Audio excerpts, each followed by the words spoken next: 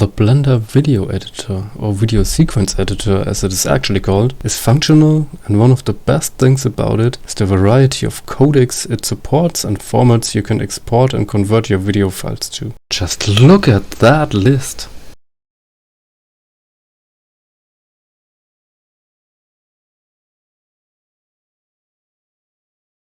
The Video Sequence Editor functionality has seen some improvements over the last versions of Blender, and it became a bit more streamlined, but still it is not that fun to actually work with it. Pulling two different sliders for movement on the X and Y axis is just weird. Don't you wish you could just manipulate video elements like you handle meshes in the 3D viewport? Wouldn't it be great to just grab, scale and rotate the video elements and freely change their attributes? Well, then you came to the right place. My name is Chris, I record this for ToxicTuber, and in this video I will show you how you can use Blender VSE a bit like you would use After Effects, with the use of the VSE Transform Tools add-on by Seograd. Blender has a preset for video editing. Just start a new project and on the Blender splash screen choose the video editing workspace. If you want, you can close the file browser to give the video preview more room. You can add files using the Shift-A shortcut on the timeline or by dragging and dropping in files from your operating system's file browser, instead of using the Blender internal file browser that we just closed. Now that we set up our video editing workspace, it's time to install the add-on that makes all this possible. Open Seograd's VSE Transform Tool add-on page on GitHub, click on Code and choose to download the zip file. Don't unzip it, just download the zip file. Then, as with every Blender add-on, go to Edit Preferences Add-ons and choose to install the VSE Transform Tools add-on from a zip file.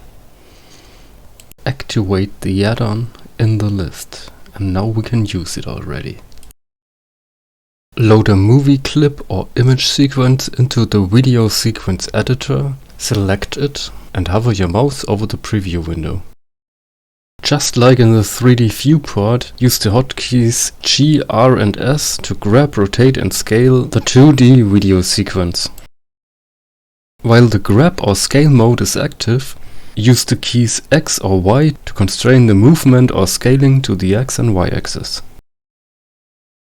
You can also input numerical values to make these operations more precise. Sadly, you cannot just enter a pixel value where you want your image to appear, but you have to calculate that value relative to the center point of the video file.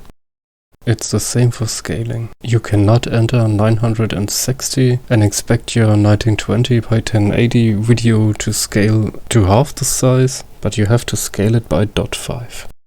As you can see in the background, precise positioning of elements is maybe easier to do with the default way of handling the Blender Video Sequence Editor by dragging good old sliders to a value.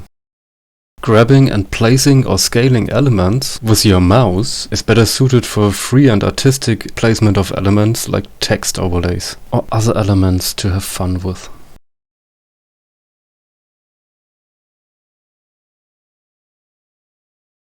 Alright, let's see how cropping works. Basically, you just select the movie strip you want to edit, hit C and drag the border with the left mouse button.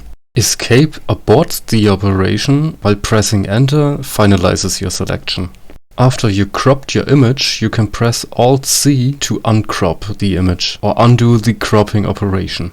Usually your cropped video strip is placed above another video strip in the Video Sequence Editor. To see all the underlying strips, make sure to set the blend mode to alpha over.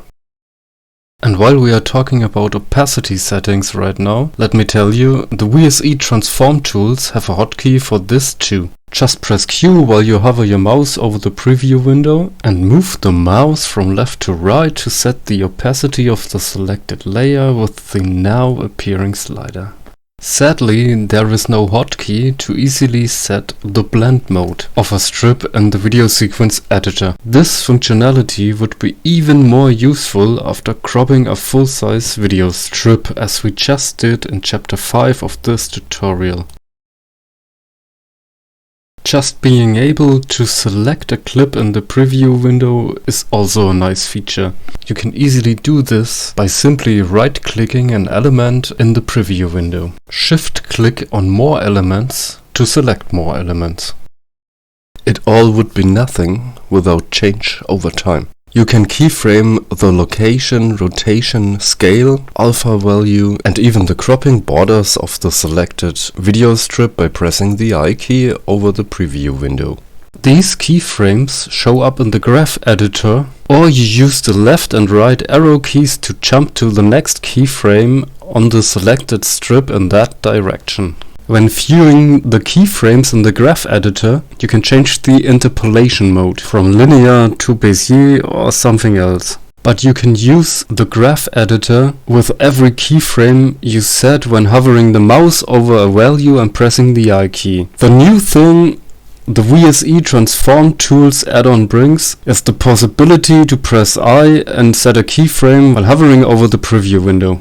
Of course, you can find the link to the VSE Tools add-on in the video description. It is hosted on GitHub, and on the GitHub page you can find some more hotkeys. I don't cover them all in this video because they are not this interesting. Like, for example, the pixelation level of your video. This function seems to be irreversible. It cannot be directly undone with the same hotkey. Try it and you have to undo it immediately or keep it. So now is the moment to tell you to leave a thumb up on the video when you like what you just saw. And show this video to your friends that need help with Blender video editing.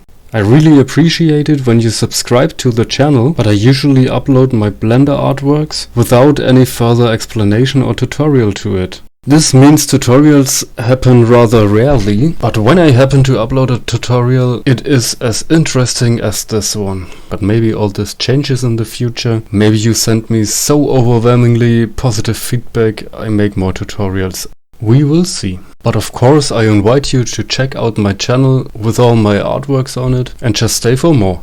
So with that out of the way, we enter the final chapter of this tutorial. This little tip has nothing to do with the VSE Tools add-on, but it is all about the blend modes in Blender and how to use these just like in After Effects. I think this closes the circle and makes a good end for this video. In the background video you can see me add a text object to my latest animation video. Of 15 animations I put together to one huge collage video. It feels like working with tight hands, but at the moment you can only add blocky shadows in one direction to your text objects. You cannot change the direction of the shadows, you cannot blur them. Hello Blender devs, please add more functionality to this.